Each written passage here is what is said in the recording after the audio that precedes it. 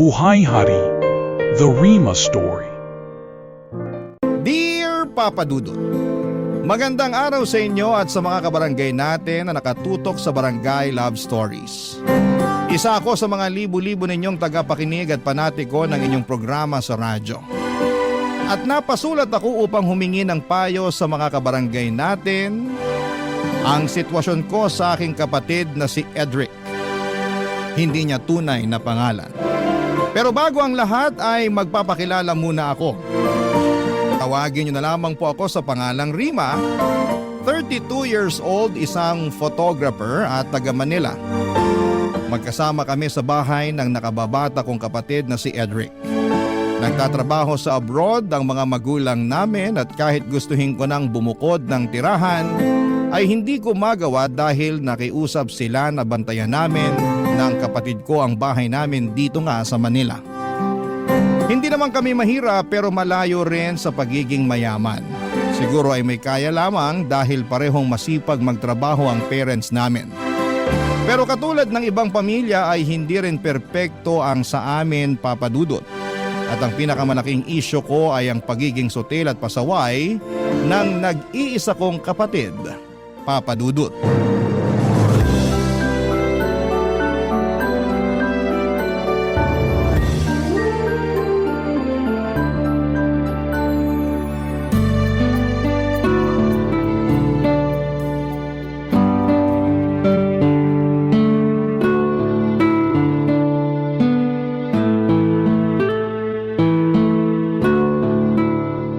Kainis naman tong engot kong kakampi.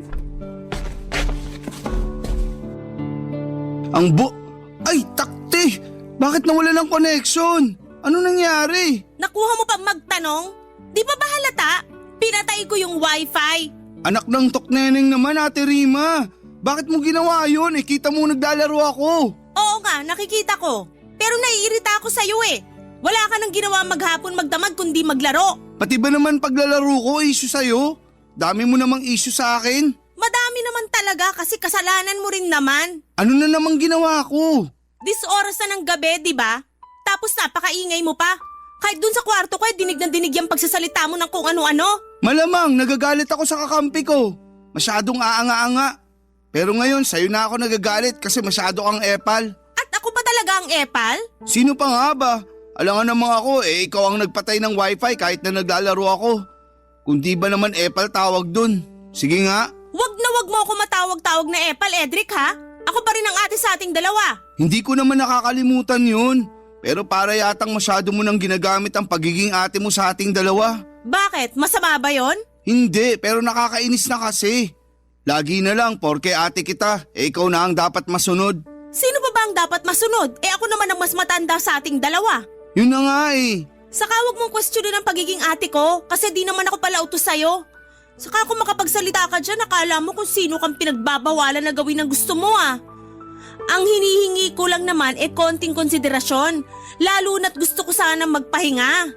Pero di ko magawa kasi napakaingay mo. Bakit di ka na lang mag-earphone kung naiingayan ka pala sa akin? Bakit di mo na lang kaya i-zipper yung bunganga mo para di na maingay? Para namang pwede kong gawin yun. Pwede namang itikom mo eh, pero pinipili mo lang na hindi gawin.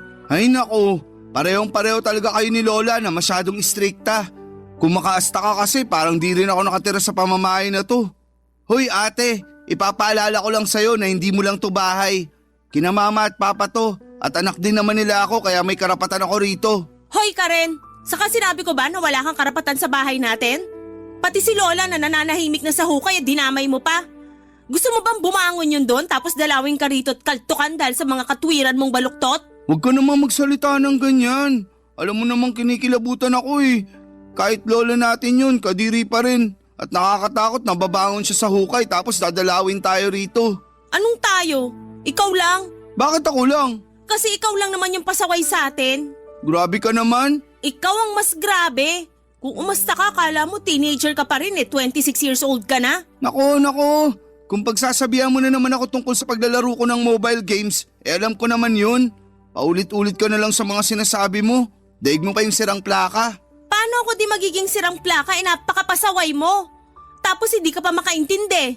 Talagang masisiraan na ako ng ulo sa'yo, malapit na. Oo na, sige na. Kasalanan ko na. Palagi naman eh. Mabuti pa matulog ka na. Ayoko pa. Kung ayaw mo matulog, edi magpatulog ka. Papa Dudut, wala naman kaming kasambahay para magbuhay hari ang kapatid ko at iasa sa akin ang mga gawaing bahay. Mabuti sana kung hindi ako nagtatrabaho, malamang ay pagod na ako pag uwi ko pa lamang. Kaya nga hindi ko mapigilang mapikon at magalit sa madalas niyang ikatuwiran na palibasa'y lalaki siya at wala namang kaalam-alam sa paglilinis ng bahay. Tapos babae ako, kaya dapat ako ang gumawa ng mga yon. Dahil mas madalas na malayo ang mga magulang namin ay lumaki kami ng kapatid ko sa pangangalaga ng aming lola na siyang nanay ni mama. Pero noong 2021 ay namatay na ito dahil sa katandaan at komplikasyon ng ilang sakit. Lungkot na lungkot ako noon, pero alam ko na hindi na mahihirapan ang lola namin saan man siya naroroon ngayon. Kaya lang ay naging mas mahirap sa akin na pasunurin at sawayin si Edric dahil pakiramdam niya ay pwede na niyang gawin ang lahat ng gusto niya dahil wala na si Lola na madalas ay sumasaway sa kanya noon. Spoiled din kasi ang kapatid kong ngayon na palaging kinakampihan ni na mama at papa. At kahit na sa edad niyang 26 years old ay parang bata pa rin siyang umasta. Isang araw ay merong sinabi sa akin si Edric dahilan para magulat ako ng husto. Papa Dudut.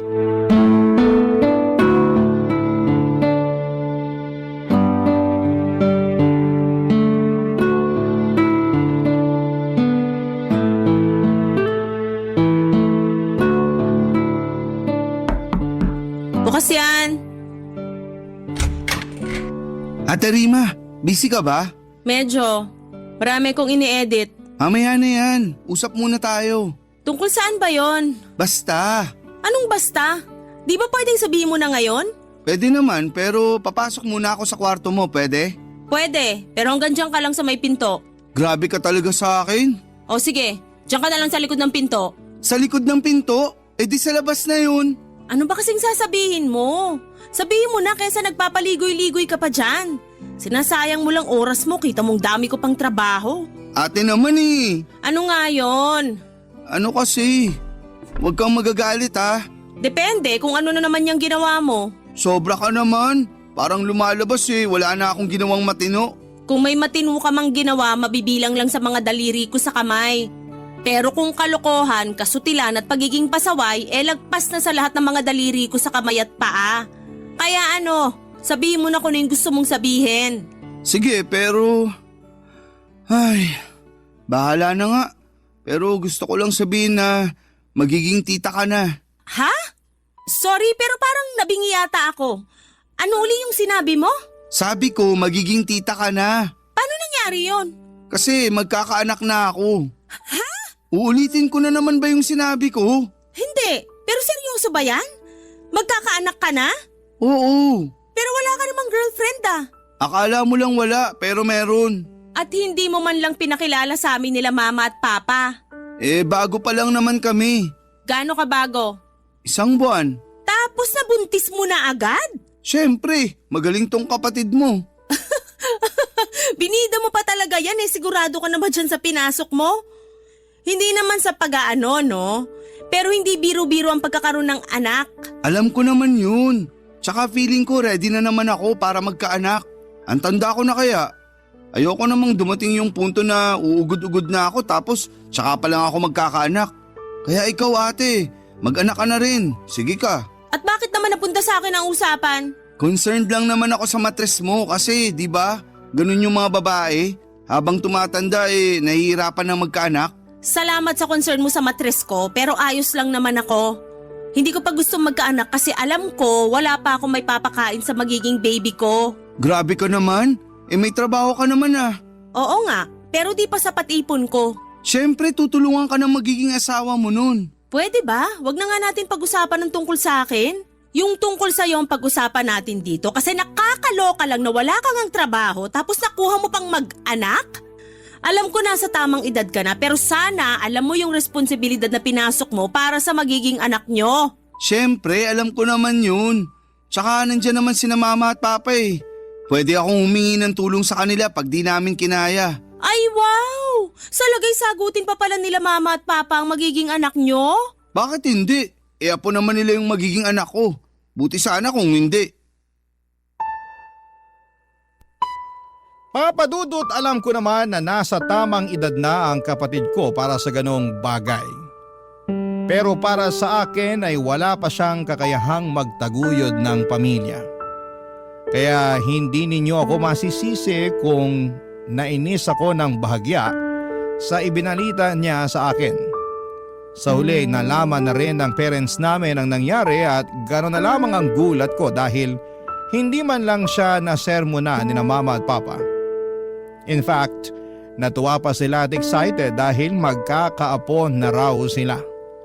Sa kabilang banda ay napaisip ako kung ako lang ba talaga ang kontrabida sa pamilya namin dahil hindi ko kayang suportahan ang kaligayahan ng kapatid ko. Pero naisip ko rin naman na hindi ko siya hinahadlangan. Para saan hindi ba? Ang akin lang ay gusto ko siyang mag-mature at mas maging responsable. Lalo na at magkakaanak na siya. Dapat ay matuto na siyang tumayo sa sarili niyang mga paa at hindi na palaging palaasa, Papa Dudut. Barangay Love Stories. Barangay Love Stories. Papa Dudut, simula pagkabata ay si Edric na ang paborito ng mga magulang namin. Sinasabi lang nila na pareho nila kaming paborito dahil mga anak nila kami pero ramdam na ramdam ko na mas higit ang pagmamahal nila sa kapatid ko. Nung una ay kinakalungkot ko yon pero sa huli ginawa ko na lamang inspirasyon ang bagay na yon para tumayo sa sarili kong mga paa. Buti na lamang sa aming dalawa ni Edric ay ako ang paborito ng lola namin. Sa pagpapatuloy ng sulat ko ay hindi nga nagtagal ay pinakilala sa amin ni Edric ang babaeng nabuntis niya. Masasabi ko naman na mabait ito kaya naman pumabor sa kanila ang mga magulang namin. At kahit na nasa malayo ay binigay nila sa kapatid ko at sa girlfriend niya ang basbas nila upang maikasal. Oo, ikinasal sila sa huwes at sa pag-uwi na lang daw ng mga magulang namin gaganapin ang kasal sa simbahan. Sa bahay namin tumira si Edric at ang asawa niya sa loob ng 6 na buwan ay pinakisamahan ko sila ng maayos, Papa Dudut.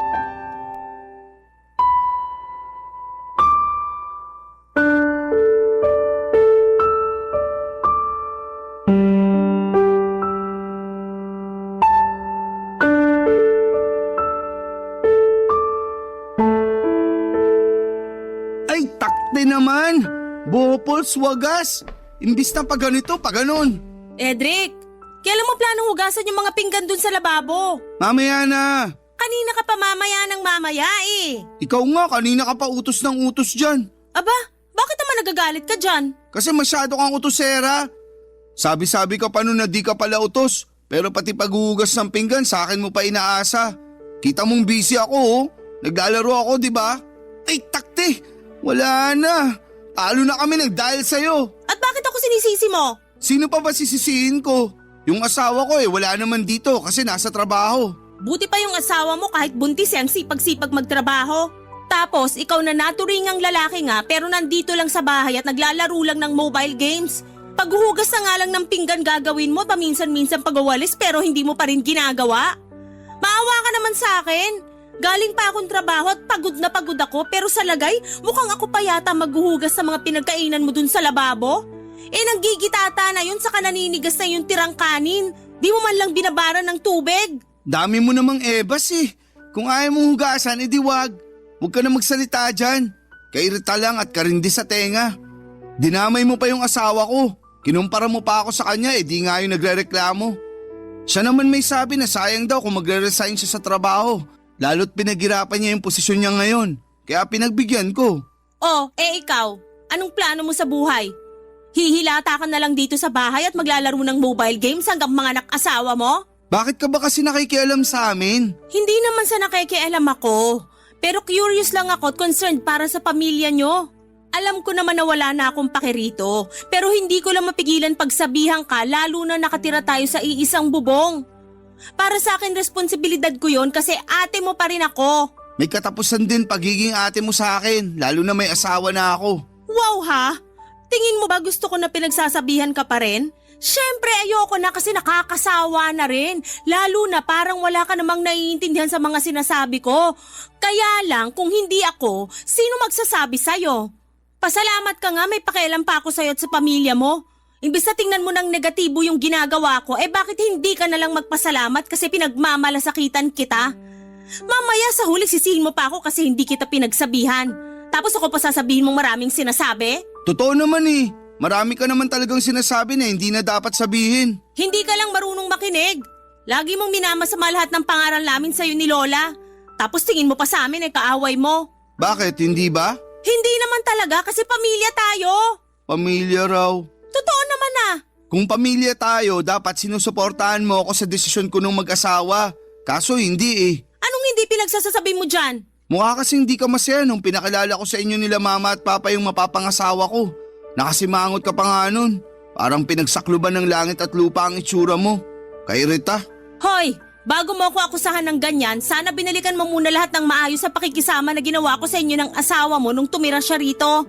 Kung makapagsalita ka, masyado mo na akong hinuhusgahan dahil lang sa reaksyon ko nung time na yon. Saka bakit di ako magiging masaya? Ewan ko. Siguro naiinggit ka sa akin kasi naunahan kitang maikasal. Hindi ako inggit sa'yo, no? Ayoko na lang magsalita. Buti pa maghugas ka na ng pinggan dyan. Kainis naman eh. Ayoko nga maghugas ng pinggan. Papadudot masasabi kong mabait ang napangasawa ni Edric. Masipag din ito sa bahay. Pag walang trabaho kaya naging close nga kami. Pero nasa kapatid ko talaga ang problema dahil akala ko ay magbabago na siya lalo na at magkakaanak na rin sila. Kaya lang ay parang lalong lumala ang katamaran niya, bagay na hindi ko na kayang palampasin. Kaya naman napagsabihan ko na siya. Bale, ang asawa niya kasi ang nagtatrabaho sa kanila at ang kapatid ko ay nasa bahay lang. Kaya lang noong kalagitnaan ng 7 buwan ng tiyan ng asawa ng kapatid ko ay nag-early labor siya.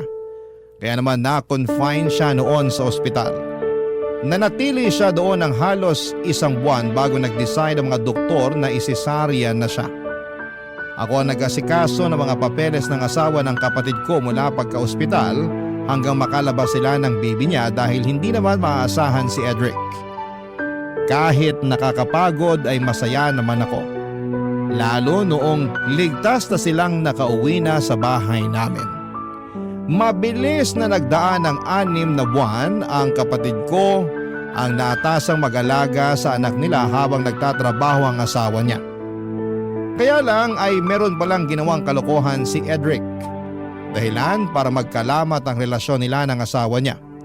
Nagkaroon kasi siya ng kabit bagay na kinagalit ko ng husto. Pero dahil likas na mabait ang asawa niya ay mas pinili na lamang nitong makipaghiwalay ng landas sa kapatid ko kasama ang kanilang anak. Makaraan lang ang 1 buwan ay dinala ni Edric sa bahay namin ang kabit niya at ipinakilala pa sa akin, Papa Dudut.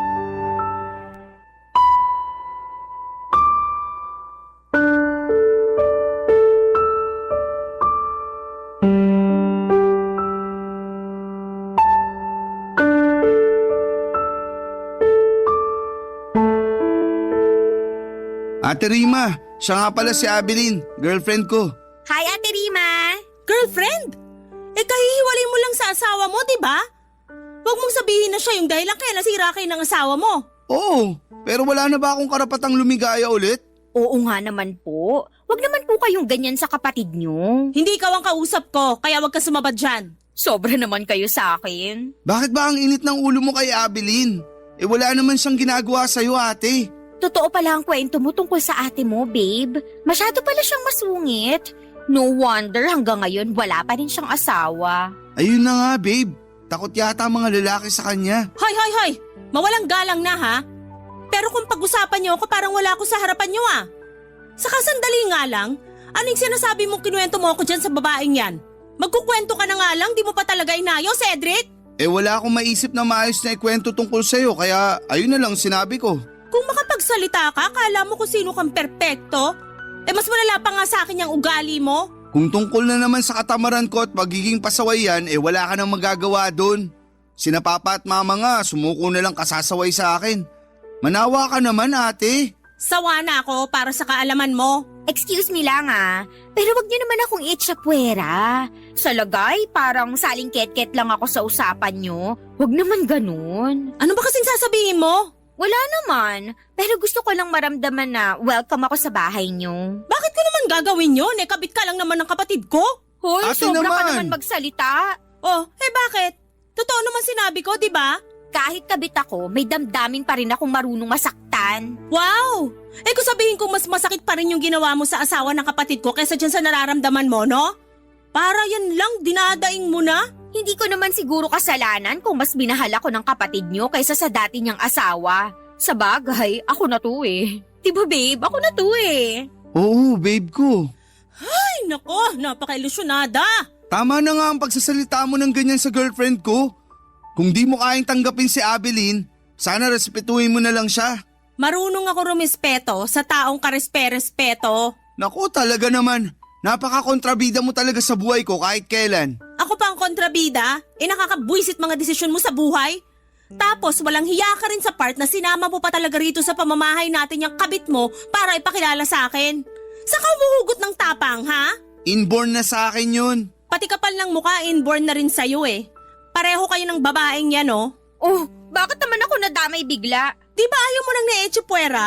Ayan, dinamay na kita para wala ka nang masabi dyan. Grabe ka na talaga sa akin, Ate Rima. Huwag mo nga ako maate-ate dyan. Ilang taong ka na ba? 32 na ako. 30 pa lang ako para sa kaalaman mo. Talaga? Pero mas mukha kang 40 sa paningin ko. Tapos ako tingin sa akin ni Babe 22. Diba babe ko? Oo, babe ko. Sabi sa'yo eh. Papadudot, sobra ang galit ko sa aking kapatid dahil sa kakapalan ng mukha niya nang sinama niya sa bahay at pinakilala sa akin ang kabit niya. Hindi ko alam kung saan sila kumukuha ng kahihiyan para gawin ang bagay na yon, pero nakakabilib talaga sila. Gustong gusto kong balatan ng buhay si Edric ng mga panahong yon, pero pinigilan ko na lamang ang aking sarili. Sa uli wala na rin akong magawa lalo at sinabi ng parents ko na hayaan na lang daw si Edric at ang bago niyang karelasyon na tumira sa bahay namin. Yung asawa naman daw niya ang umalis kasama ang bata kaya wala na raw silang magagawa doon. Sa totoo lang ay sobrang dismayado ako sa mga magulang namin dahil lumalabas na kinukonsente na naman nila ang katarantaduhan nito. Grabe, papadudot ang ginagawa ng kapatid ko at para sa kanila ay wala lang. Barangay Love Stories. Barangay Love Stories. Papadudot, tulad ng bili ng parents namin ay pinakisamahan ko ang kabit ni Edric sa pamamahay namin kahit na sa totoo lang ay surang-sura ako sa pagmumukha niya. Para sa akin ay hindi siya ang dapat nakatira sa bahay namin kundi ang totoong asawa at anak ng kapatid ko. Alam ko na hindi ko na kontrolado ang mga nangyayari pero patuloy ko pa rin sinisisi ang kapatid ko dahil hinayaan niyang masira ang pamilya nila. Dahil walang trabaho si Abeline ay si Edric ang nagtatrabaho. Aaminin kong nagulat ako kasi kaya naman pala ng kapatid ko na magmanat ng buto at hindi lang umasa sa padala ng mga magulang namin. Nakakapanghinayang lang na sana'y noon pa niya yon naisip. Dahil nasa trabaho si Edric, ay si Abeline ang madalas maiwan sa bahay namin at kung wala naman ako sa studio ay sa kwarto ko ginagawa ang aking trabaho. Kaya naman hindi talaga maiwasan na mag-cruise ang aming landas ng kabit ng kapatid ko.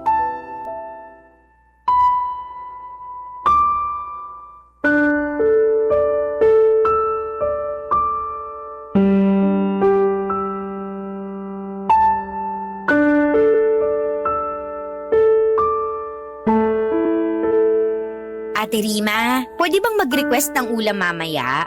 Kasi nagsasawa na ako sa purong isda. Ganun ba kayo rito sa bahay? Wala bang karne naman? Lapit na ako magkakaliskis at buntot oh. Ay wow! Ikaw pa talaga na walang ambag sa pagtira rito sa bahay ang malakas sa loob mag-request ng ulam?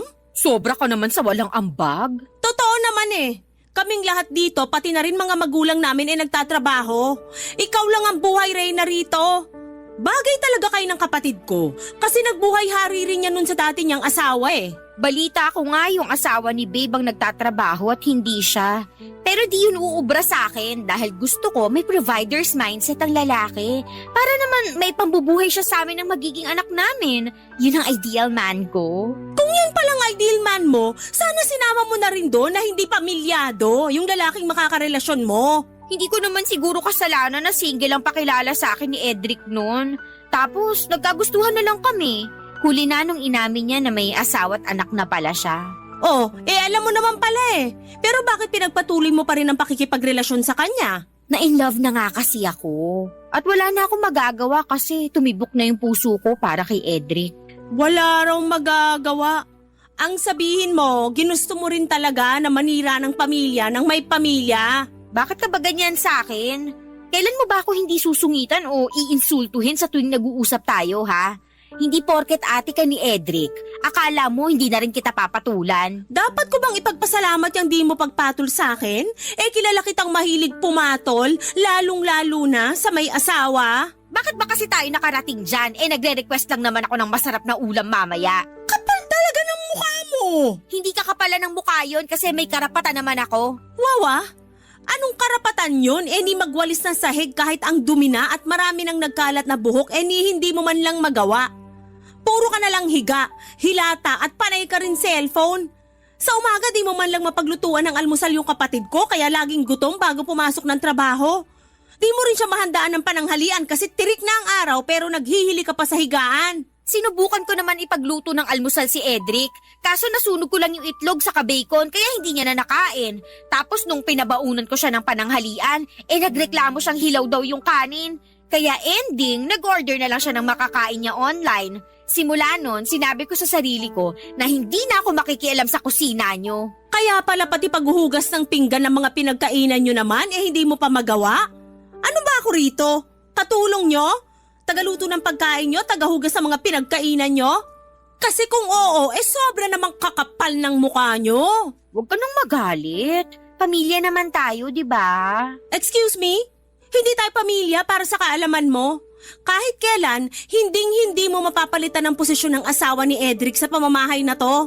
At kahit kailan, hindi kita ituturing na kaano-ano. Mangilabot ka nga sa pinagsasasabi mo. Alam mo, ayaw din naman kitang maging pamilya eh. Mamaya, mahawa pa ako sa kasungitan mo, di maaga naman akong tumanda at pumangit niyan. Sinasabi mo bang mukha ko matanda at pangit? Ay, hindi lang mukha kasi matanda ka na talaga sa kapangit.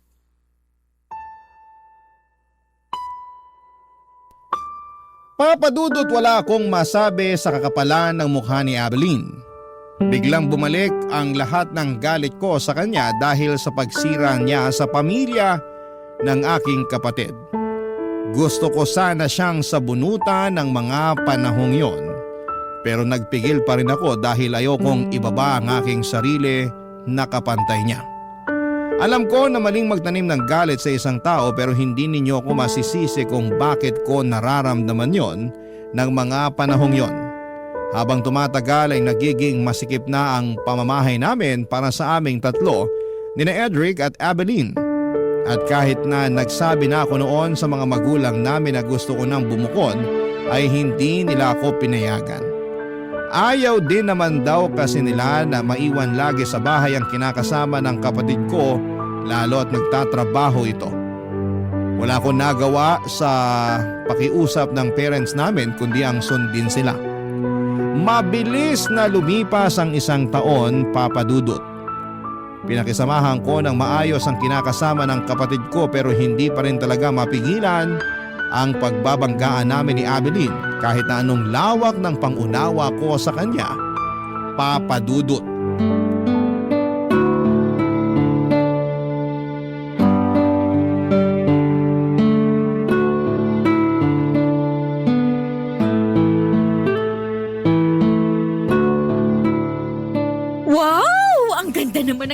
na to. Tingin ko bagay sa akin to eh. Sukatin ko nga mamaya tapos paresan ko ng magandang sapatos at alahas. Grabe, fashionista rin pala tong ate ni Babe. Akala ko may samanang talaga manamit. Anong ginagawa mo dito sa kwarto ko? Anong sinabi mo? Ako ba talaga ang gaga? Nagulat lang naman ako, ate. Huwag mo nga ako maate-ate dyan. Tsaka bakit mahawak yung damit ko, ha? Bitiwan mo nga yan! O ayan, binitawan ko na. Kalma ka lang. Para kang dragon na bubuga ng apoy anytime. Sana nga dragon na lang ako para mabugahan kita ng apoy hanggang matusta ka. No, wag. Sayang naman ang pampaputing sabon at lotion na binili sa akin ni Babe. Kainis ang arte mo talaga. Ikaw naman, napakasungit mo. Hindi ba pwedeng nagandahan lang ako rito sa damit mo? Sa napadaan ako dyan sa tapat ng kwarto mo tapos bukas ang pinto. Kaya pumasok ka na at nangialam. Hindi naman pangingialam yon. Pangingialam pa rin yon kasi hindi mo naman gamit yan. Saka ang lakas ang loob mong pumasok sa kwarto ko. Paano kung hindi lang pala yung damit ko ang pinakialaman mo? Uy, hinay-hinay ka sa pananalita. Masama ang mambintang. At masama rin ang pumatol sa may asawa at manira ng pamilya. Alam mo, sumusobra ka na talaga sa mga pinagsasasabi mo sa akin. Hanggang ngayon ba naman hindi mo pa rin ako matanggap bilang parte ng pamilya nyo? Okay naman sa akin mga magulang nyo. Ikaw lang talaga yung may issue. Kahit kailan, hindi kita matatanggap na parte ng pamilya namin. Sana alam mo yan kasi pinasok mo nga yung ganitong sitwasyon. Saka wag mo na rin hinging respetuhin kita, wala ka naman nun. Sobra ka na! Nakakasakit ka na sa mga sinasabi mo. Dapat sa'yo sabunutan! Aray ko! Bitiwan mo ko! Hindi kita bibitawan kasi puno-puno na ako sa'yo! Ganon! Sige, magsabunutan tayo hanggang nawala ng bukang isa sa atin! Aray ko! Aray ko! Edric! Edric, tulungan mo ako! Patulong ka pa kay Edric pag bubuhuling ko lang kayo!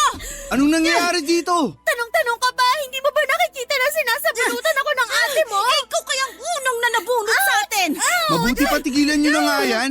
Para naman kayo mga tanga eh.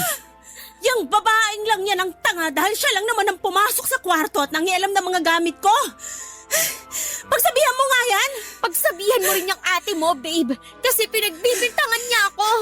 Paano di kita pagbibintangan? Sige nga! Kahit nahubaran mo pa ako ngayon, wala akong kinuha sa'yo. Kung wala namang nawawala, mali naman yata na pagbintangan mo si Abilene, ate. Sa true ka dyan, babe. Sa ngayon wala pa. Pero anong garanti ako na hindi niya gagawin yon? Pumasok na nga siya sa kwarto ko at nakialam ng gamit ko, di ba? Bakit mo naman kasi ginawa yun, babe? Kasi, basta. Bastahin ko mukha mo eh. Babe, oh. Pwede ba, ate? Manahimik ka na nga dyan. Tagal-tagal na ni Abilene dito. Pero hindi pa rin mawala-wala yung issue mo sa kanya. Sumusobra ka na talaga. Isusumbong na kita kay na mama at papa. Ako ba talagang sumusobra? Kamusta naman kaya kayo ng kinakasama mong yan? Kung sumusobra na pala kami, bakit di ka na lang umalis dito sa bahay? Kahit gustong gusto kong umalis, ayaw naman nila mama at papa kasi wala na silang tiwala sa inyong dalawa. Pero grabe na talaga kasi malapit-lapit na ako masiraan ng ulo sa inyo. Alam mo, Edric, ikaw talaga may kasalanan nito eh.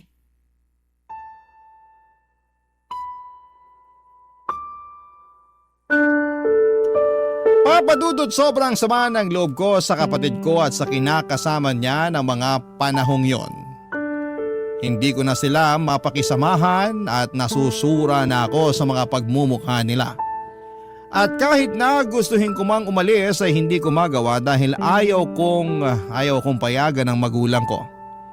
Sinubukan ko naman na tanggapin si Abilene sa pamilya namin pero hindi ko talaga kaya. At hindi ko na alam kung ano ang gagawin ko. Sana ay mapayuhan ako ng mga kabarangay natin kung ano nga ba ang dapat kong gawin. Pero tingin ko naman ay alam ko na. Sadyang gusto ko lang na may mag-push sa akin para gawin ng bagay na naiisip ko. Sa kasalukuyan ay buntis na ang kinakasama ni Edric at mas naramdaman kong lalong lumiit ang bahay namin para sa aming tatlo. Tingin ko ay hindi rin naman talaga alis ang kapatid ko kasama ang kabit niya sa pamamahay namin kaya gusto ko ulit kausapin ang mga magulang namin na payagan na akong bumukod. Alam ko na hindi ko na dapat ini-stress ang sarili ko tungkol sa bagay na ito pero malaki kasi ang epekto ng mga desisyon ng kapatid ko sa akin. Hanggang dito na lamang po ang sulat ko, Papa Dudut, at sana po'y mapili po ninyong i-ere sa inyong programang Barangay Love Stories. Babasahin ko po lahat ng mga komento at suggestions ng mga kabarangay natin sa kung ano nga ba ang pwede kong gawin. Maraming salamat po and God bless sa inyong istasyon. Ang inyong forever kapuso at kabarangay, Rima. Dear Papa Dudut, nagmahal lang naman tayo, ngunit bakit kailangang maging komplikado? Yan ang paulit-ulit kong tanong sa aking sarili dahil sa sitwasyong pinagdaraanan ko sa ngayon. Sabi ng mga matatanda ay kailangan nating pag-isipan ng mabuti kapag pumasok tayo sa isang relasyon. Kaya nga matagal-tagal din simula nang naisipan kong oras na para bumuo ako ng sarili kong pamilya.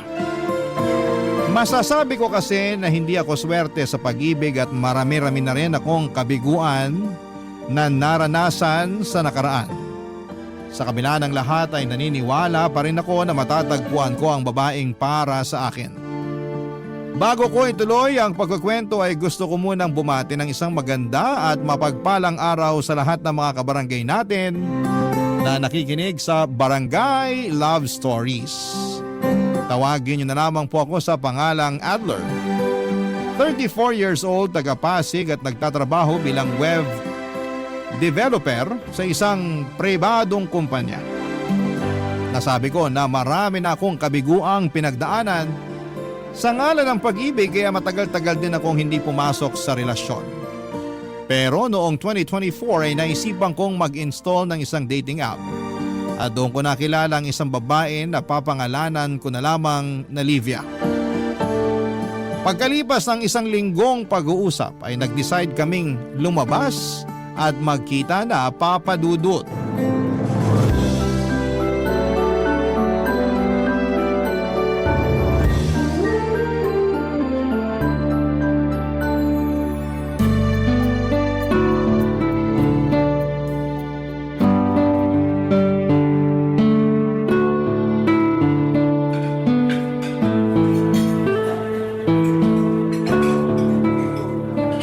Ganda naman dito. Cozy ng ambience. Masarap and affordable din ang food. Malakas ang aircon at hindi crowded. In fairness, ang galing mong humanap ng date spot. Thank you, pero nag-search talaga ako online ng pwedeng puntahan dito sa Pasig. Thanks ulit kasi pumayag ka makipagkita sa akin. Nako, walang anuman. Thank you rin kasi ang effort mo. Napabilib mo ko. Nahiya tuloy ako. Huwag ka na mahiya. Ako lang naman to. Kung ganon, isa ka palang teacher? Tatanungin ko pa lang sana kung paano mo nalaman eh. Nakalimutan ko naka-uniform pala ako. Galing din kasi ako sa school. Kaya nga mas na-appreciate ko na pumayag ka makipagkita sa akin. Kahit na masyadong busy ang schedule mo. Bakit naman hindi? Maayos ka namang kausap. Saka gusto ko rin naman lumabas-labas gawa ng malapit na akong masiraan ng ulo sa pagtuturo. Kahit pala mahal mong isang bagay, dumarating pa rin yung punto na mapapagod ka. Burnout yata ang tawag doon, basta? Oo, totoo rin naman yan. Kaya thank you kasi niyaya mo kung makipagkita sa'yo. Walang anuman. Alam mo, naging masaya talaga ako nitong mga nakaraang araw na kausap ka. Bukod kasi sa may sense ka, mature ka rin. Bagay na hanap ko sa isang lalaki. Dami ko na rin kasing nakausap sa dating app na yon, pero puro isip bata. Tapos literal na mas bata pa sa akin, ayoko naman mag-alaga ng ganun. Buti sana kung anak ko sila, hindi naman. Sarili ko ang anak, hindi ko naaalagaan. May anak ka? Meron, at yun nga yung gusto kong sabihin sa'yo pag nagkita na tayo. May anak na akong lalaki. Bale, 14 years old na siya pero hindi nakatira sa akin kasi iniwan ko siya sa nanay ko nun sa probinsya. Maaga kasi ako nabuntis pero may pangarap pa ako makapagtapos ng pag-aaral. Kaya mula sa probinsya namin, naglakas loob ako lumuwas sa Manila nung nangailangan ng mananahay ang tiyahin ko sa patahian niya. Ura-urada yun pagkapanganak ko. Kumusta naman yung anak mo? Okay naman siya, pero may plano na nga akong kunin at dito na pag-aralin. Siyempre, lumalaki na rin yung anak kong yun at gusto ko naman siyang alagaan, lalo mahina na rin ang nanay ko. Tama rin naman yung desisyon mo, lalo anak mo siya. Oo, Kaya nga sinabi ko na sa'yo, para magkaroon ka pa ng panahon na pag-isipan kung gusto mo pa bang ipagpatuloy yung kung ano mang meron tayo sa ngayon. Kung gusto mong mag-level up, ganun, kasi syempre nasa dating app tayo, di ba? Ibig sabihin, naghahanap tayo ng partner. Pero kung ayaw mo naman, kasi nga may anak na ako, maiintindihan ko naman. Ayos lang din sa akin kung pagkakaibigan na lang ang may bibigay mo. Hindi ko na rin naman mababago ang nakaraan ko. Na-appreciate ko na sinabi mo yung tungkol sa anak mo. Pero hindi ko muna masasagot yung tanong mo kung gusto ko pa bang ipagpatuloy yung kung anong meron tayo. Pwede mo ba akong bigyan ng ilang araw para makapag-decide? Oo naman, wala yun. Go ka lang. Naiintindihan kita kasi kung ako yung nasa posisyon mo, hihingi rin ako ng ilang araw para makapag-decide. Hindi naman masama yun, lalo na naniniwala ako na gawain yun ng mga matatanda. Grabe naman sa matatanda. Oh, bakit? Hindi ba? I mean, mga adult, mga mature person, ganun. Alam ko naman ang ibig mong sabihin. Binibiro lang kita. Ay nako, may ganyan ka palang ugali. Akala ko seryoso ka lang, marunong ka rin palang magbiro. Marunong naman talaga, pero mas madalas nga lang na seryoso. Di bale, masaya naman ako makilalang iba mo pang ugali. Mabuti pa, kumain na lang tayo.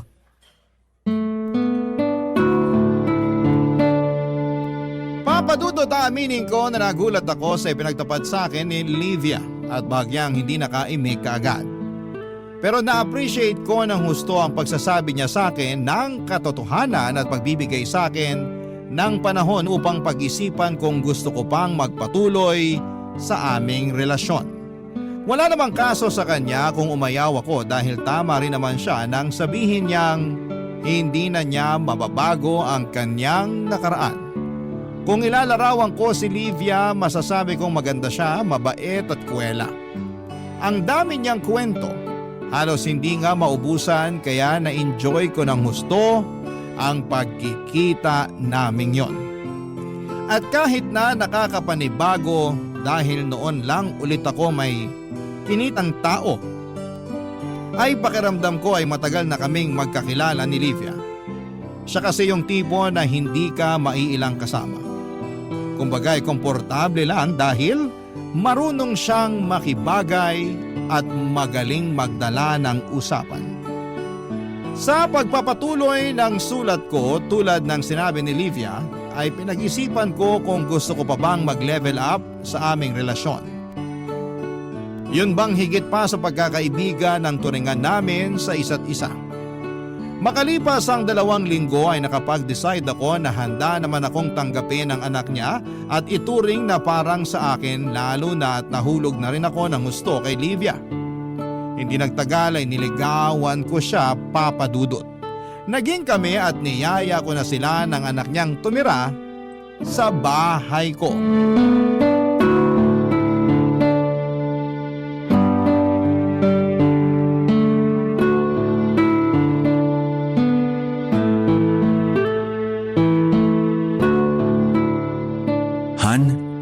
Pwede ba tayong mag-usap? Oo naman, tungkol saan? Sa anak mo. Bakit? May nangyari ba? Ewan ko, pero parang nahihirapan akong pakisamahan yung anak mo. Meron kasi siyang ugali na hindi ko maintindihan.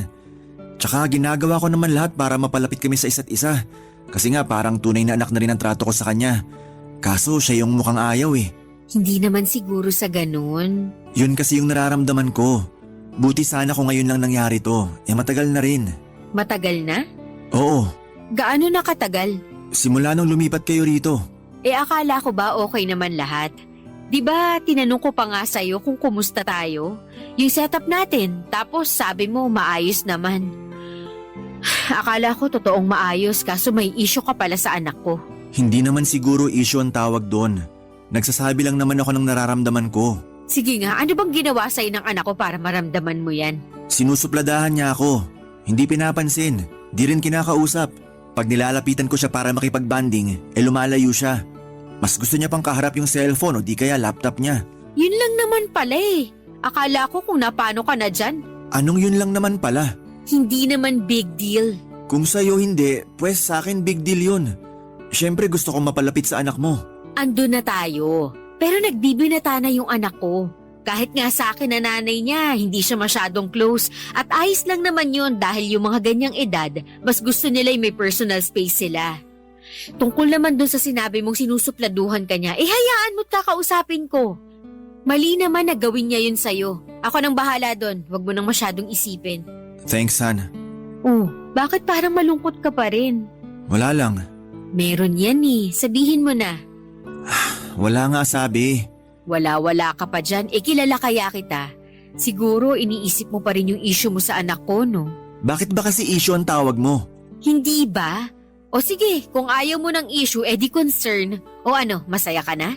Han naman Bakit ka ba nahiinis dyan? Ikaw kasi, masyado mong pinalalaki yung pagsusuplado at di pagpansin sa'yo ng anak ko. Tapos malulungkot ka dyan. Anong gusto mo? Tawagin ko anak ko para mag-sorry sa'yo, ganun ba? Hindi mo kailangan gawin yan. Naisip ko lang naman para gumaan-gaan yung pakiramdam mo. Kalalaki mong tao, masyado kang maramdamin. Pambihira naman. Pag kaming mga lalaki nagsasabi ng nararamdaman namin, masyadong madamdamin. Pero pag kayong mga babae, ayos lang. Akala ko ba lahat ng pakiramdam valid? Oo nga, pero ewan ko sa'yo. Nag-expect ako na importante yung sasabihin mo kasi busy ako sa ginagawa ko ritong pagtutupi ng mga nilabhan. Tapos yan lang naman pala. Hindi naman siguro kita naistorbo sa ginagawa mo para mainis ka ng ganyan sa akin. Anong hindi? Siyempre, invested ako sa sasabihin mo kasi akala ko may kung ano nang mabigat na problema dyan. Tapos yan lang naman pala. Hindi ito yan lang pala na klase ng problema. O edi inamin mo na rin na malaki talaga ang issue mo sa anak ko. Kunwari ka pa Ikaw yata yung may issue sa akin sa tono ng pananalita mo Ha? Siyempre wala. Bakit naman ako magkakaroon ng issue sa'yo? Sige nga. Ewan ko. Buti pa wag na muna tayong mag-usap. Baka mauwi lang to sa away. Lalo di tayo magkaintindihan. Mabuti pa nga. Gulo mo kasing kausap. Doon ka na muna sa sala habang tinutupi ko pa ang mga damit natin sa kwarto. Ayoko nang umaaligid-aligid ka rito.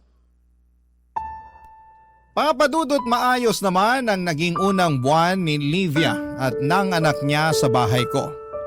Masayang masaya kami dahil para na kaming isang buong pamilya. At kahit na nakakapanibago dahil matagal-tagal din akong naging mag-isa ay masasabi kong kontento ang puso ko. Kaya lang may mga pagkakataon na hindi ko maiwasang ma-frustrate lalo na at hindi ko makuha ang loob ng kanyang anak. Hindi ako magaling makisama sa mga bata dahil hindi nga close sa akin ang mga pamangkin ko. Pero hindi naman ako masamang tao at hindi rin ako isnabero. Kasi sobrang sutil at suplado ng anak ni Livia at kulang na lang ay sukuan ko. Kaya nga hindi ko na napigilang magsabi ng nararamdaman ko sa aking kinakasama. Sa kabilang banda ay naisip kong tama rin naman siya, Papadudot. Bakit nga ba hindi ko pa ginagawa ang lahat ng pwede kong gawin para mapakisamahan ang kanyang anak, Papadudot? Barangay Love Stories. Barangay Love Stories. Papadudot, dahil mahal ko si Livia ay sinubukan ko ring mahalin ang anak niya. Kaya naman ginawa ko ang makakaya ko upang magpakamagulang sa batang hindi naman ang galing sa akin. Noong mga panahong yon, bago kami nagsama sa isang bubong ng girlfriend ko ay nagtatrabaho siya bilang teacher sa isang pampublikong paaralan. Pero nag-decide siya na mag-resign upang matutukan ang pag-aalaga sa kanyang anak. Simula nang kunin niya ito sa magulang niya. Gusto raw kasi niyang bumawi sa mga panahong hindi niya ito nakasamang lumaki. Bagay na hindi ko naman tinutulan dahil kaya ko naman silang buhaying mag-ina. Kaya nga nagpakaasawa at tatay ako sa maliit naming pamilya ni Livia at masaya naman ako sa sitwasyon naming yon. Pero nakarinig ako ng mga komento mula sa aking malalapit na kaibigan nung binanggit ko ang tungkol sa setup namin ni Livia. Karamihan sa kanila ay napapatanong kung bakit ako pumayag. Pero wala naman akong naisip na dahilan bakit hindi. Sa kabilang banda ay hindi ko pinayagan na makaapekto sa akin ng mga sinabi nila. Dahil buhay ko naman ito at nasa tamang edad na ako upang mag-decide para sa amin ng kinakasama ko.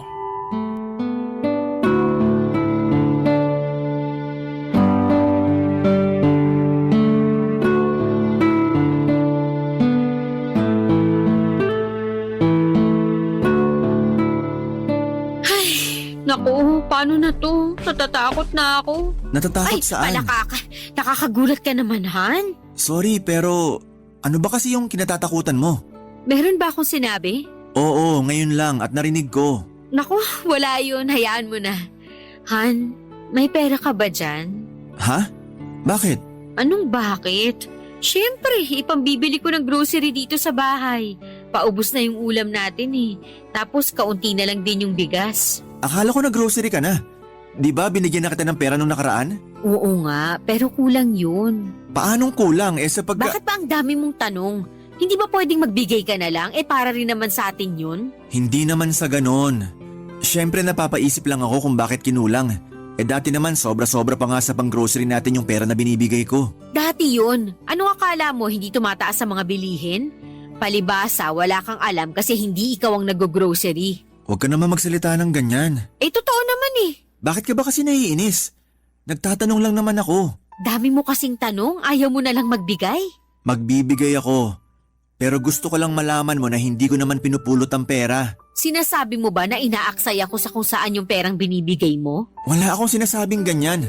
Bakit ba ang layo na ng narating ng usapang to? Ang hirap sa'yo, lagi mong minamasama mga sinasabi ko. Intindihin mo muna kaya pinanggagalingan ko bago ka magsalita ng ganyan. Nakakasakit ka na eh. Tapos ako pa sasabihan mong madamdamin. Sorry na, okay? Masyado lang akong frustrated. Halata nga. Pero mali naman na sa akin maibuntun yung frustrations mo. Kaya nga nagsusorry na ako. Ano pa bang gusto mong gawin ko? Lumuhod ako at magmakaawa sa'yo na patawarin mo ko? Hindi. Pero gusto kong sabihin mo sa akin yung dahilan kung bakit ka nagkakaganyan. Alam kong may nangyari kaya sabihin mo na sa akin. Ha naman eh, kailangan mo pa ba talagang malaman? Oo, kasi paano kita matutulungan, di ba? Sa bagay, pero baka kasi magalit ka sa akin. Kilala mo ako na pasensyosong tao. Pero mas magagalit ako kung hindi mo sasabihin. Sige na Han, sabihin mo na. Susubukan kong intindihin ano man yan sa abot na makakaya ko. Ang totoo kasi, kaya nagkulang yung budget natin kasi pinambayad ko ng utang yung kalahati dun sa perang binigay mo.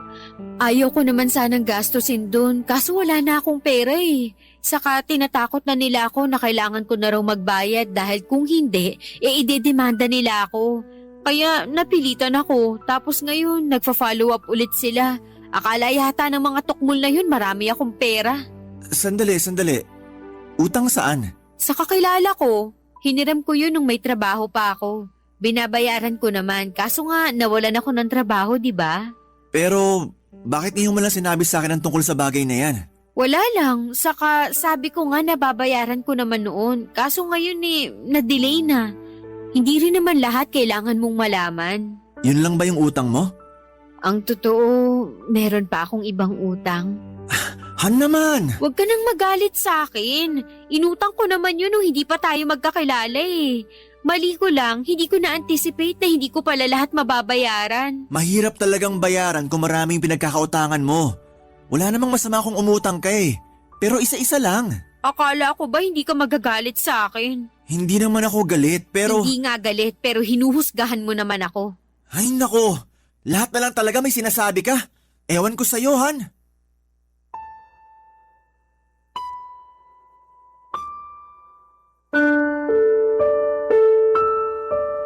Papadudot, magdadalawang buwan pa lamang kaming magkasama sa isang bubong ni Livia nang mangyari ang bagay na yon. At sa totoo lang ay hindi ko naitago ang gulat at pagkadismaya ko nang aminin niya ang tungkol sa mga pinagkakautangan niya. Alam ko naman na normal na nagkakautang ang isang tao pero hindi ko akalain na marami pala siyang nahiraman, hindi lang pera kundi mga produkto mula sa mga tao at ilang credit company. Alam kong frustrated si Livia pero mas frustrated ako lalo na at wala siyang trabaho at sa akin siya umaasa ng perang pambayad sa mga yon. Pero dahil mahal ko siya ay pinalagpas ko yon. Tinulungan at sinuportahan ko siyang makapagbayad sa mga pagkakautang niya sa kondisyon na hindi na siya mangungutang nang hindi nanghihingi ng permiso sa akin. Sumang-ayon naman si Livia at sinabi niyang pagsisikapan niyang makapaghanap ng trabaho upang makatulong sa pagbabayad ng mga utang niya. Plano kasi niyang maging private tutor online noong nag-resign siya sa pagtuturo. Bagay na hindi ko naman tinutulan pa.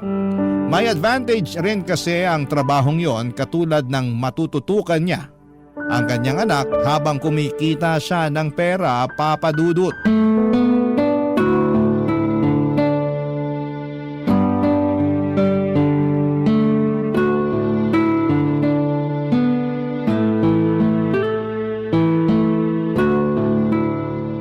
Han, nakakainggit naman yung kaibigan ko sa Facebook.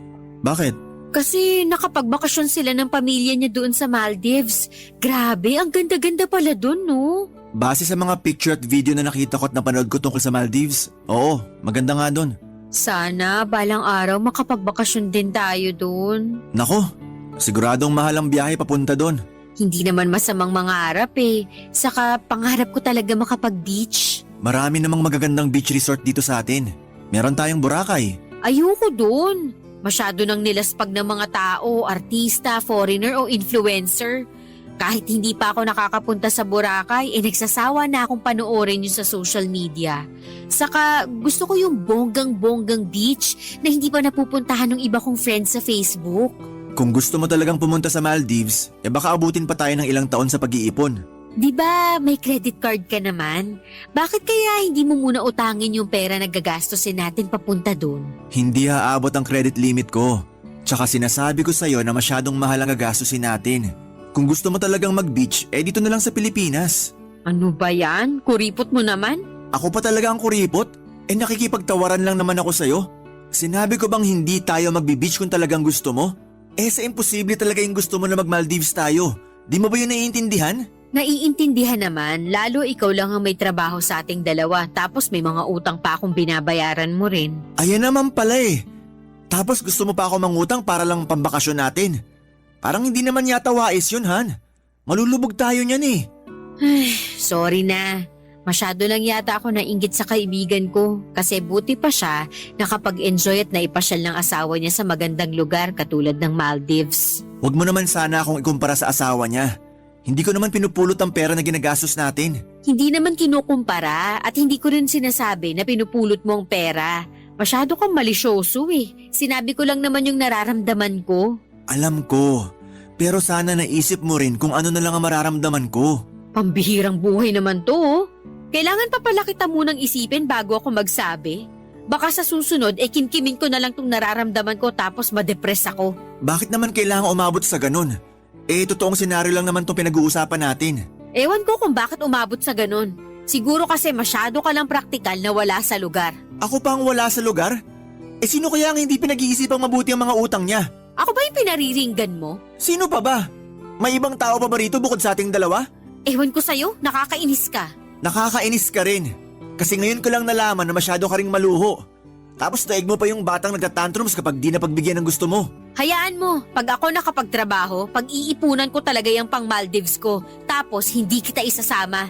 Maiwan ka rito at mag-inggit ka sa mga magagandang picture na isasend ko sa'yo sa messenger. Okay lang naman sa akin na maiwan dito dahil di ako mahilig mag-beach. Oo nga pala, introvert ka nga kasi. May masama ba sa pagiging introvert? Wala. Pero kung ako sa'yo, labas-labas din para makisalamuha sa ibang tao. Sige ka, baka magulat ka na lang year 2030 na tapos akala mo 2024 pa lang. Ewan ko sa'yo, Han. Hindi na kita naiintindihan. Buti pa, maliligo na muna ako para mahimasmasan. Ang gulo mo kausap. Hindi nagtagal ay nakapag-tutor na si Livia at nagsimula na siyang kumita ng pera. Pero ako pa rin ang nagbabayad ng bills namin at sumasagot sa grocery. At kahit wala siyang ambag ay hindi ko na yon kwenestyon dahil marami rin siyang binabayarang utang. Pero hindi pa rin maiwasan na magkaroon siya ng lapses sa pagbabayad lalo at napupunta sa pagbili ng kung ano-anong material na bagay na madalas ay hindi naman niya kailangan. Ang perang kinikita niya ay nauubos lang. Sa huli ay sa akin pa rin bumabagsak ang lahat ng bayarin. Habang tumatagal ay pakiramdam ko ay pabigat ng pabigat ang pagdadala ko ng buhay kasama si Livia at ang kanyang anak. Bukod kasi sa kanya ay sobrang hindi ko talaga mapakisamahan ng batang yon. Palasagot, hindi makausap ng matino kasi puro kasarkastikuhan ang alam at hindi rin marunong gumalang sa mga nakakatanda sa kanya. Ewan, Papa Dudut, pero umabot na ako sa punto na parang ayoko na silang uwiang mag-ina sa sarili kong pamamahay. Barangay Love Stories. Barangay Love Stories. Papa Dudut, malapit ko na tuloy isipin na tama ang mga kaibigan ko nang sabihin nila sa akin na hindi magandang ideya na minadali ko ang pakikisama sa babaeng may anak. Ibang usapan na raw kasi kapag may batang involved tapos ay hindi ko pa kasundo. Parang mabigat kasama sa bahay, which is totoo naman. Bukod doon ay umasa ako na pagsasabihan ni Livia ang anak niya katulad ng sinabi niya sa akin noon pero hindi naman niya ginawa yon. May isang beses na sinabihan niya ako na bata yon at dahil ako naman ang nakatatanda ay hayaan ko na lamang at ako na lamang daw ang mag-adjust. Doon ko nga na-realize na hindi pala biro ang pagkakaroon ng anak, lalo na kung hindi mo kasundo at mapasunod. May mga paraan akong naiisip pero ayoko namang gawin dahil baka ibang maging interpretasyon ni Livia. Baka isipin niya inaaway ko ang anak niya kahit gusto ko lang namang pagsabihan o sawayin. Pansin ko kasi na kahit sutil ang anak niyang yon ay mahal na mahal niya. Mas pinagtatanggol pa nga niya kesa sa akin kaya alam ko na hindi niya ako kakampihan kahit na magunaw man ang mundo. Isang araw ay merong nangyari dahil upang pagdalunan namin, yon ang husto ng kinakasama ko, Papa Dudut.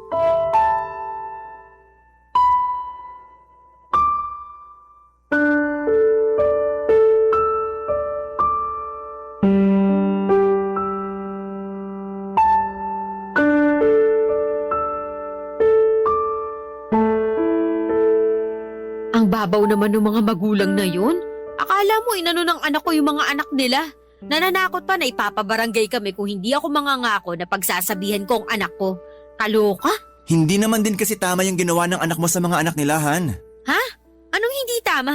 Hindi tama na mambuli ng kapwa mo estudyante. Maling-mali yun. Kaya tama lang na pagsabihan mo ang anak mo para matuto at di na niya gawin ulit. Bakit ganyan ka magsalita?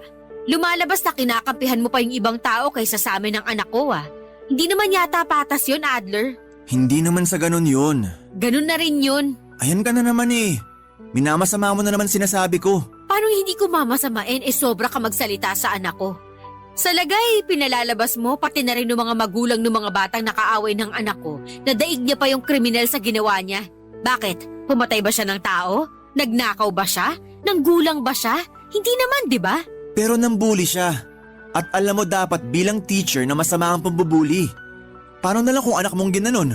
Sa tingin mo matutuwa ka? Siyempre hindi. O, sa'yo na mismo nang galing na hindi rin pala. Oo, pero hindi ko na paaabutin sa principal yung issue. Sa lagay, hahayaan mo lang yung anak mo na binubuli? Pambihira. Ano mang klaseng pag-iisip yan? Basta, galit ako sa'yo kasi imbis na kami ng anak ko ang kampihan mo, ibang tao pa talaga pinagtatanggol mo. Hindi ko naman sila pinagtatanggol. Pero mali nga kasi ang ginawa ng anak mo. Di mali na kung mali. Wala namang pinapanganak na perpekto Kahit ikaw hindi ka naman perpekto. Di ko naman sinabi na perpekto ako. Pero at least alam ko ang tama at mali. At mali naman bully ng kapwa mo. Kaya dapat pagsabihan mo yung anak mo, Han. Sinasabi mo ba na nagkukulang ako sa anak ko bilang nanay? Hindi, pero... Hindi ka nang hindi yan yung tinutumbok ng usapang to. Bakit kasi di mo muna intindihin yung mga sinasabi ko bago ka magalit dyan? Ang hirap mo kausap, masyadong sarado yung pag-iisip mo. Magulang ka pero kinukonsinti mo yung mali. Sa bagay, hinahayaan mo nga lang na basusin ako ng anak mo sa sarili kong pamamahay, di ba? Paano na kaya yung ibang tao? Ano na naman ba yung mga sinasabi mo? Yung totoo lang naman. Pwede ba? Huwag mo nga isali ang sarili mo rito. Hindi ko lang mapigilan kasi nakikita ko na yung realidad. Kung hindi ako kayang respetuhin ng anak mo rito sa loob ng bahay ko, paano niya re-respetuhin ng ibang tao sa labas? Sa tingin mo ba mabuti na kalakihan niya yon? Baka pag tumagal-tagal pa na ganyan ang ugali niya baka maging sakit mo na siya sa ulo. Ginagawa ko naman lahat na makakaya ko para mapagsabihan yung anak ko. Huwag mo naman agad siyang husgahan na magiging sakit ng ulo paglaki niya. Hindi ko siya hinuhusgahan, pero sinasabi ko lang sa'yo yung pwedeng mangyari. Huwag mo kasi masyadong konsintihin ng anak mo, lalo mali na yung ginagawa niya. Bilang magulang, dapat pangaralan mo siya at turuang rumespeto sa kanyang kapwa. Responsibilidad mo rin yun sa anak mo.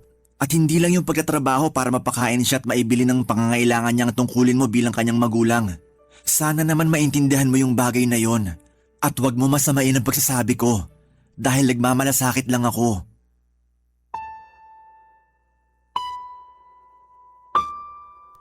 Papadudot, hindi ko akalain na ako pala ang mas lumabas na masama kahit na yung anak naman niya talaga ang mali sa ginawa nitong pambubuli.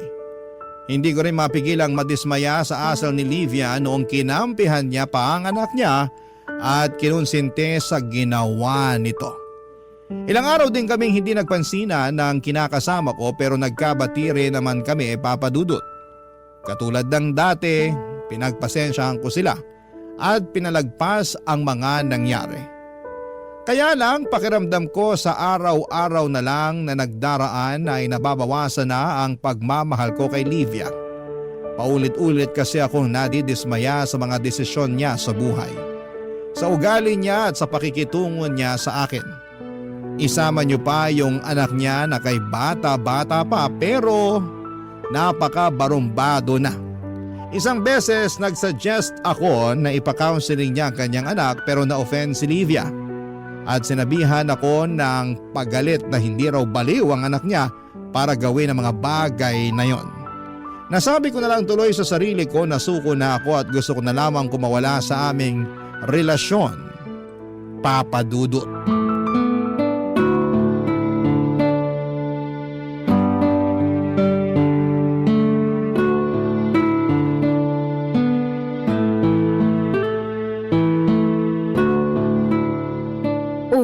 Bakit parang pinagbagsakan ng langit at lupa yung mukha mo? Marami lang akong iniisip at medyo malungkot din. Malungkot? Nako, ngayon ko talaga napatunayan na mas madamdamin pa kayo mga lalaki kaysa sa aming mga babae. Tao lang din naman kaming mga lalaki para di magdamdam. Ano ba kasi yung dahilan kung bakit ka malungkot? Saka ano yung mga iniisip mo? Mapagkakakitaan ba yan? Pera na lang ba talagang mahalaga sa'yo? Hindi, pero mahalaga naman kasi ang pera. Ewan ko sa'yo, Han. Parang hirap na akong intindihin ka kasi di mo naman ako maintindihan. Paano kita maiintindihan hindi mo naman sinasabi ko anong iniisip mo?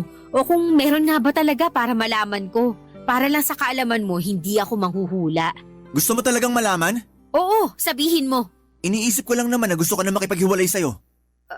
Ano? Anong ano? Bakit mo biglang naisip yan? Bakit mo gusto makipaghiwalay sa akin, ha? Kasi pagod na ako. Pagod na akong pakisamahan kayo ng anak mo. Ano ba kasing ginawa namin ng anak ko sa'yo, ha? Bakit bigla ka na lang napagod ginagawa naman namin lahat para maging okay tayo, di ba? Oo nga. Ginagawa mo kasi sabi ko. Kapag di ko naman sinasabi, wala kang ginagawa eh. Madalas minamasama mo pa yung mga sinasabi ko. Saan na lang ako lulugar niyan? Sige nga.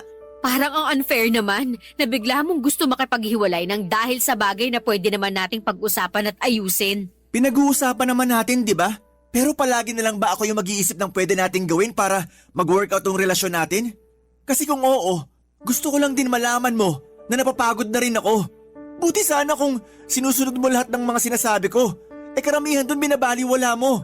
Bakit? Kasi di naman tayo kasal kaya parang wala akong karapatan magsalita sa pamamahay na to? Na hindi ko naman totoong anak yung anak mo kaya di ko pwedeng pagsabihin at itama? Kasi kung yun lang naman din ang tingin mo sa akin, mas mabuti pa nga na maghiwalay na tayo. Unfair na kung unfair, pero wala na akong pakialam. Please, Adler, huwag mo naman akong hiwalayan. Hindi mo na ba ako mahal? Hindi mo na ba kami mahal ng anak ko? Mahal ko kayo, pero napapagod na nga ako. Hindi ko na alam kung anong tamang gawin. Kaya ang naisip mong solusyon yung pakikipaghiwalay? Oo. Pues dyan ka nagkakamali. Kung mahal mo ako, hindi mo kami bibitawan ng anak ko. Nangako ka sa amin na tatanggapin mo kaming mag-ina, di ba? Tinanggap ko naman kayo ah. Pinatira ko kayo sa bahay ko. Tinuring kong parang tunay na anak ang anak mo. Nangarap din ako na balang araw, mapapakasalan kita. Yun naman pala eh. Kaya bakit ka makikipaghiwalay? Pagod ka lang naman. Pwede pang mawala yan. Tapos marirealize mo na hindi ka makipaghiwalay sa akin. Hindi ko lang naman to naisip ng isang beses. Maraming beses ko na itong pinag-isipan bago ko sinabi sa'yo. Kaya nga desididong-desidido na ako. Pag-isipan mo pa ulit kahit isang beses. Parang awa mo na. Huwag mo kong hiwalayan. Wala na kaming mapupuntahan ng anak ko pag umalis kami rito sa bahay mo. Alam mo namang hindi sapat yung mga kinikita ko para makapagsimula kami ulit, di ba? Tapos, nagbabayad pa ako ng mga utang ko. Sana lang kami pupulutin yan. Kawawa naman kami. Hindi ko na siguro problema ang bagay na yan. Lalo ginawa ko naman ang lahat para maging maayos ang pagsasama natin bilang pamilya. Kaya nga ako naman ang gagawa ng paraan. Huwag mo lang akong hiwalayan. Huwag mo lang kaming paalisin ng anak ko. Aminado naman ako na nagkulang din ako sa iyo eh. Sa atin kasi mas nananaig yung ugali ko, yung pride ko, kaysa intindihin yung mga pangangailangan mo. Kaya pangako ko sa iyo na magbabago na ako at pagsasabihan ko na rin yung anak ko. Gagawin kong lahat para maging mabuti na bata siya. Bigyan mo lang ako ng isa pang pagkakataon. Nakikiusap ako sa iyo.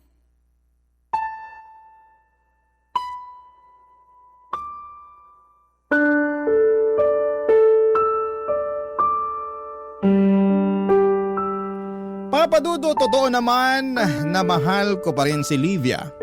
Kaya hindi ako nakipaghiwalay sa kanya noong araw na yon. Pinagbigyan ko siya dahil naisip ko na baka masyado lang akong emosyonal. At kahit na sinabi kong pinag-isipan ko ng maraming beses, ang pakikipaghiwalay sa kanya ay natakot pa rin ako na baka magsisi ako sa huli dahil hindi ko inilaban. Kaya nga sinabi ko sa kanya na pumayag akong bigyan siya ng isa pang pagkakataon, bagay na pinagpasalamat niya ng husto sa akin. Ginawa ko rin ang lahat para kalimutan ang mga atraso sa akin ang kinakasama ko nang sa ganon ay makapagsimula kami ulit pero ako na lang siguro ang may problema. Ewan pero hindi na ako masaya. Ang totoo ay meron na akong ibang babaeng nagugustuhan. Single siya at walang sabit kaya nga tuluyan nang naubos ang natitira kong pagmamahal kay Livia. Gustong gusto ko nang makipaghiwalay sa kanya pero naaawa ko sa pwedeng mangyari sa kanila ng anak niya sakaling umalis sila sa poder ko. Pero alam ko na hindi ko naman sila responsibilidad. Alam ko na medyo magulo at komplikado ang pinasok ko kaya sana'y mapayuhan ako ng mga kabarangay natin kung ano nga ba ang dapat kong gawin. Hanggang dito na lamang po ang sulat ko. Maraming salamat po Papa Dudut sakaling mapili po ninyong basahin sa radyo and more power and God bless sa Barangay Love Stories. Ang inyong forever kapuso at kabarangay, Adler.